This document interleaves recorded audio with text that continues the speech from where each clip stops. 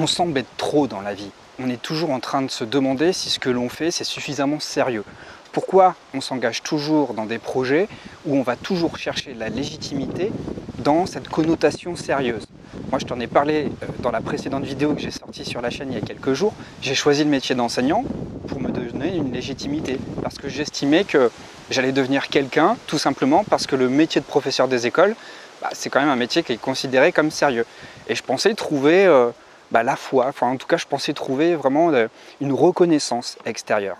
Le problème, c'est que à chaque fois que tu t'avances, que tu t'engages dans un projet pour aller chercher la reconnaissance à l'extérieur, c'est pas sûr que ça réponde à tes besoins, c'est pas sûr que ça réponde à tes envies, c'est pas sûr que ça réponde à tes valeurs. Ce que tu viens chercher, quelque part, c'est une place qui va susciter quelque part l'accord des autres autour de toi. C'est encore une fois chercher de la reconnaissance, chercher une justification autour de toi pour te sentir validé par tes proches, pour te sentir validé par ton entourage. Il y a plein de métiers comme ça où tu peux vraiment t'épanouir. Je dis des métiers, mais à l'heure d'aujourd'hui, on peut vraiment créer sa propre activité. Alors ça te paraît peut-être un petit peu abstrait pour toi, j'ai quelques exemples comme ça. J'ai une amie qui était sur l'île et qui a déménagé et qui se préoccupait beaucoup des troubles digestifs. Elle a fait une école de naturopathie, elle s'est beaucoup formée dessus, elle-même elle avait des troubles, elle est partie elle-même de ses problèmes de santé pour commencer à proposer du contenu dessus, et ça lui a bien réussi parce que maintenant elle a une super chaîne YouTube et un super compte Instagram qui marche extrêmement bien. Elle travaille même avec des médecins, des gastrologues, et elle est très reconnue dans ce qu'elle fait. Est-ce qu'elle a fait une formation en médecine? Non. Est-ce qu'elle prétend à remplacer les médecins? Non plus. C'est qu'elle-même elle s'est positionnée pour trouver quelque part un segment où elle allait pouvoir apporter de la valeur entre les expériences qu'elle vit et puis aussi toutes les informations qu'elle apprend. Elle s'appelle Coralie Béguin, c'est une amie, enfin je la connais depuis un petit moment, et elle excelle dans ce qu'elle fait parce qu'elle est clairement dans son spot de vie.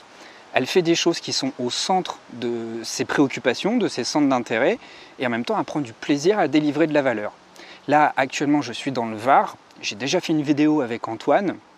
Et Antoine, lui, il travaillait dans des décathlons. C'est quelqu'un qui est très intelligent, qui travaille énormément sur lui-même. Et dans les décathlons, il optimisait tout, il était très très bon dans ce qu'il faisait. Mais quelque part, ça ne correspondait pas forcément à quelque chose qu'il aimait. Du coup, il a eu le courage de se réinventer et aujourd'hui, il a une chaîne sur l'éducation canine et il s'éclate dans ce qu'il fait parce que ce qu'il fait a du sens. Et c'est ça le plus important, c'est ça qui te nourrit et c'est ça qui te permet aussi de maintenir la motivation dans le temps.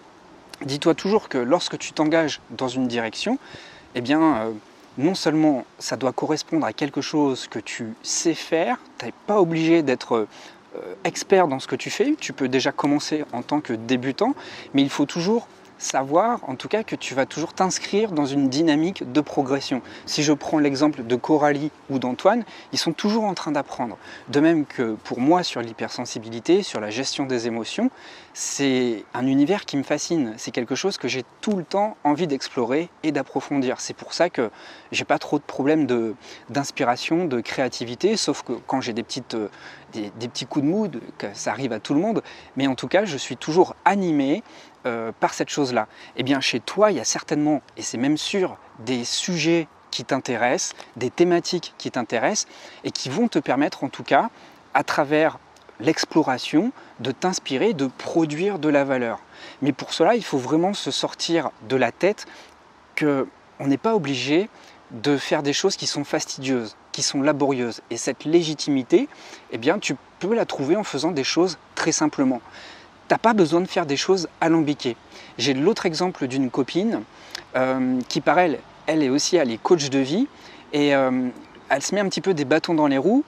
Pourtant, elle est très bonne dans ce qu'elle fait, elle a une excellente écoute, elle est très bien formée, elle apprend beaucoup. Mais pour elle, je pense que le souci aujourd'hui, c'est de chercher sa légitimité dans la complexité.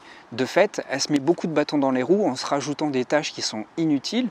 Pourtant, ça pourrait, en simplifiant son processus, ça pourrait lui permettre d'aller beaucoup plus loin, beaucoup plus vite, beaucoup plus fort et d'accéder directement à son potentiel, en tout cas de de récolter les fruits de son potentiel, que sont ses compétences, que sont ses capacités d'écoute, que sont tous les concepts qu'elle a appris. Alors toi, peut-être, tu as des centres d'intérêt. Tu as des centres d'intérêt, tu n'es peut-être pas expert dans ces centres d'intérêt, mais ça, on s'en fiche, c'est pas grave. Nous, ce qui nous intéresse, c'est de s'inscrire dans une dynamique d'évolution. Et j'ai même envie de te dire que si tu es débutant dans un truc qui t'intéresse, c'est encore mieux, parce que ça va être beaucoup plus facile de progresser au début. Je ne sais pas si tu l'as remarqué, mais les premières phases où tu commences quelque chose, en tant que débutant, c'est là où tu progresses le plus vite. Et c'est ça qui est motivant. Après, bien, tout le défi, c'est de rester constant dans le temps. Évidemment, au début, tu vas franchir des paliers. C'est comme avec cette chaîne YouTube. Au début, j'avais des nombres d'abonnés qui arrivaient en masse. Des fois, je faisais plus de 2000 abonnés par semaine. C'est quelque chose d'énorme. Mais ça, c'était juste au début, sur une période très courte. Maintenant, ça stagne un petit peu jusqu'à temps où, là, je suis en pleine recherche de proposer des nouvelles... Des nouveaux cadres, des nouvelles modalités pour proposer du contenu, des nouveaux formats. Et je pense qu'en installant de la nouveauté, en tout cas en sortant progressivement de ma zone de confort pour proposer des choses novatrices, eh bien ça va reproposer, ça va en tout cas certainement recréer des gaps sur la chaîne. Et bien dans ta vie, c'est exactement la même chose. En choisissant un truc que tu aimes et en le faisant de la manière la plus simple possible, ça va te permettre en tout cas de pouvoir faire des bons, faire des progrès, et puis par la suite, tu verras si tu peux professionnaliser ou pas. Le seul truc qui peut être un frein, c'est de se mettre trop la pression. Par exemple, imaginons que tu aimes le tennis et que, je ne sais pas, tu veux te donner des cours de tennis, je te donne un exemple comme ça, ne te mets pas la pression tout de suite en voulant être trop rapidement prof de tennis. Le principal, dans un premier temps, c'est que tu répondes à cette envie d'apprendre davantage le tennis, à élargir ton socle de compétences sur les gestes en tennis, sur les conditions physiques, etc. Et ensuite, eh bien, pouvoir professionnaliser ça sera une conséquence. Je reprends mon propre exemple parce que c'est le plus simple pour moi. Au tout début, avant de monétiser ma chaîne, j'ai fait un grand nombre de vidéos qui me permettaient de gagner en légitimité, de mieux me connaître, de mieux maîtriser mon sujet. Et une fois que cette chose était bien maîtrisée, j'ai enfin pu proposer du contenu monétisable. Excusez-moi pour... je suis à côté d'une route. Et donc, c'est pour tout pareil en fait. D'abord, c'est...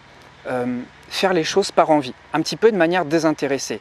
Et les sujets où tu es le meilleur, eh bien c'est les sujets où tu peux être intarissable en énergie, en investissement, sans chercher forcément une source de rémunération. Cette source de rémunération, elle va pouvoir venir une fois que tu maîtrises bien ton sujet et une fois que voilà, tu as suffisamment de compétences, suffisamment d'expérience. Là, ça va être beaucoup plus simple. Souvent, il a été dit, c'est écrit souvent dans des bouquins de success story en développement personnel, quel est le secret des gens qui réussissent? Eh bien, tout simplement, c'est qu'elles sont capables de faire de manière incroyable, de manière nos limites, des choses pour lesquelles elles ne seraient pas payées. Et c'est ça la magie du concept, en fait, c'est que quelle que soit l'activité que tu fasses, ça va rien changer au niveau de plaisir que tu as dans cette activité, que tu sois payé ou non. Le fait d'être payé, c'est la cerise sur le gâteau, c'est la conséquence qui fait que tu peux vivre de ton activité, tu peux vivre de ta passion. Ça, c'est la magie du XXIe siècle maintenant, où on peut vraiment créer des choses, tout est ouvert en fait. On a un espace de liberté qui est incroyable. J'aimerais bien te donner encore plus l'envie, encore plus la motivation et te faire entendre que dès aujourd'hui, c'est possible, si tu le souhaites, si tu veux t'investir dans un truc qui te plaît, de pouvoir en vivre. Évidemment, il y a des obstacles, évidemment, il y a des contraintes, mais c'est vraiment possible. Tu peux vraiment créer quelque chose sur mesure. Le message que je veux vraiment te faire entendre ici dans cette vidéo, c'est d'arrêter de s'enfermer dans des cases. Souvent on me demande quels sont les métiers les plus appropriés pour les hypersensibles. J'ai déjà fait pas mal de vidéos d'ailleurs au début de cette chaîne, il y a plus de 3 ans là-dessus. Je peux donner des grandes tendances, par exemple les métiers en relation avec le soin, les métiers en relation avec la créativité, les métiers en relation avec l'écoute active. Ça, ce sont des métiers où tu vas pouvoir exceller. Après, à l'intérieur de ces grandes branches, à toi de trouver ta propre spécificité. Qu'est-ce qui te fait envie par rapport à ton expérience, par rapport à ce que tu as déjà développé et surtout par rapport à ce qui te fait envie. Surtout, ne te cloisonne pas l'esprit et permets-toi en fait de t'offrir des perspectives qui vont te permettre d'aller dans une direction qui est conforme à tes envies. Et puisqu'on parle d'envie, la première chose à faire si tu veux te réinventer, c'est déjà de faire l'inventaire des choses qui te plaisent et de ne surtout pas les censurer. Si ton kiff à toi, c'est de faire de la cuisine ou c'est de faire des randonnées sous les étoiles en Laponie en plein hiver pour aller voir les aurores boréales, eh bien fais-le, tu n'as qu'une vie. Et t'as pas à aller à chercher quelque part l'accord tacite des personnes autour de toi pour te dire si c'est bien, si c'est sérieux, etc. Écoute-toi, fais-toi confiance. C'est ça qui va t'aider, c'est ça qui va te permettre d'aller beaucoup plus loin.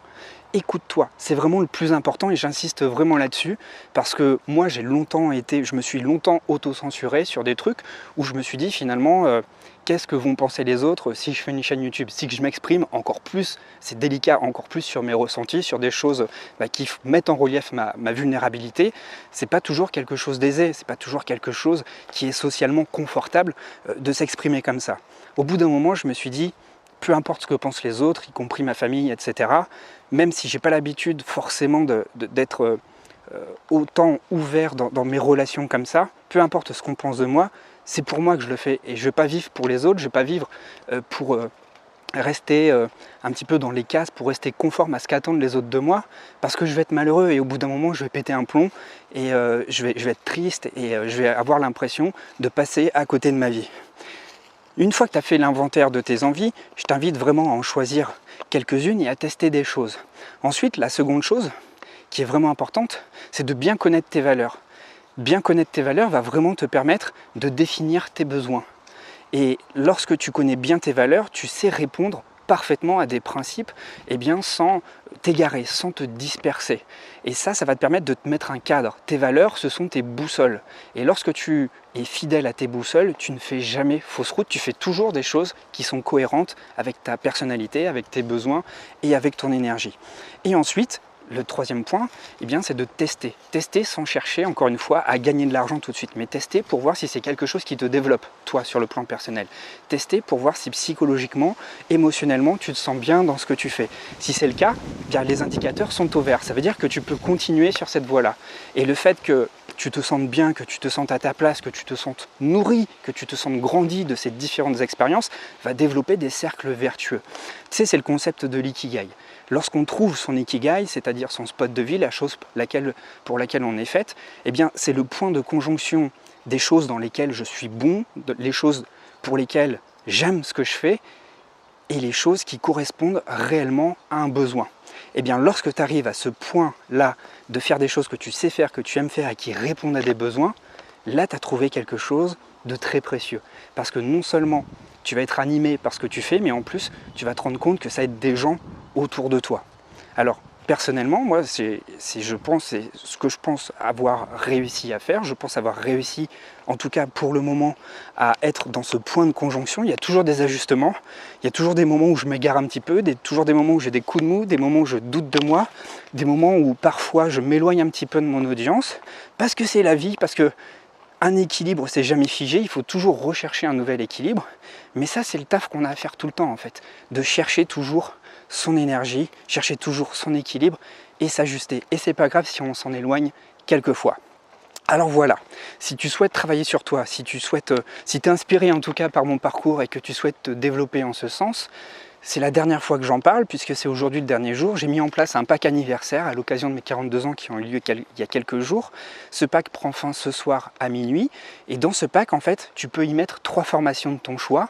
Et je sais que beaucoup de personnes ont eu pas mal de difficultés à choisir et elles m'ont souvent demandé conseil. Donc en fonction de leurs problématiques, je les ai conseillées. C'est quelque chose que tu peux faire. Tu peux réserver le pack, m'expliquer ta problématique ensuite en répondant à l'email où tu as réservé le pack. Et en fonction de cette problématique, la problématique que tu as, je peux te faire des suggestions de formation et puis tu peux me reposer des questions. On va s'ajuster ensemble. Néanmoins, par rapport à ce qu'on a abordé aujourd'hui sur le fait de faire ce qui nous plaît, je t'ai fait une petite sélection de formations. Si tu es intéressé, moi je te propose un pack avec ces 3 formations-là.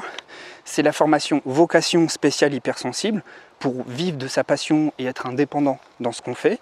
Donc ça, c'est une de mes formations best-seller qui a le mieux marché. Elle est vraiment sympa. J'ai pris vraiment beaucoup de plaisir parce que bah, quelque part c'est une thématique qui me tient à cœur, quelque chose en tout cas que j'ai beaucoup travaillé sur le plan personnel avant d'en arriver là. Ensuite il y a Mini Habitude Maxi Impact avec 4 principes fondamentaux pour transformer sa vie sans en souffrir, sans que ce soit laborieux, sans que ce soit difficile. Pareil, une formation vidéo qui est très facile à appliquer, qui apporte beaucoup de résultats aussi dans le quotidien. Et puis enfin, c'est le guide anti-procrastination. Si tu as un petit peu du mal à te mettre en action, si tu as des petits soucis de confiance en toi, bah là je te mâche le travail pour mettre en place un plan efficace qui va te permettre vraiment de mieux comprendre tes fonctionnements, savoir ce qui bloque. Et quand tu sais justement ce qui bloque, après c'est beaucoup plus facile d'aller de l'avant et de ne plus procrastiner.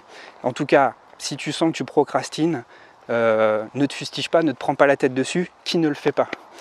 Je te donne un exemple personnel et quelque part ça va être un peu un engagement public que je fais. Ça fait des années que je veux écrire un livre. J'ai déjà essayé, c'est un rêve d'enfant, c'est quelque chose qui fait sens pour moi. J'adore écrire, je pense que j'ai les compétences, je pense aussi que j'ai encore énormément de choses à apprendre, mais il y a toujours un truc qui fait que ça bloque. Avec tout ce que je t'ai dit là, aujourd'hui, j'ai conscience que le temps avance et qu'on n'a qu'une seule vie et que je ne vais pas essayer de faire les choses parfaitement. Je vais juste faire les choses parce que je les aime et je m'engage publiquement. Je ne peux pas te donner de date, mais en tout cas, je m'engage publiquement.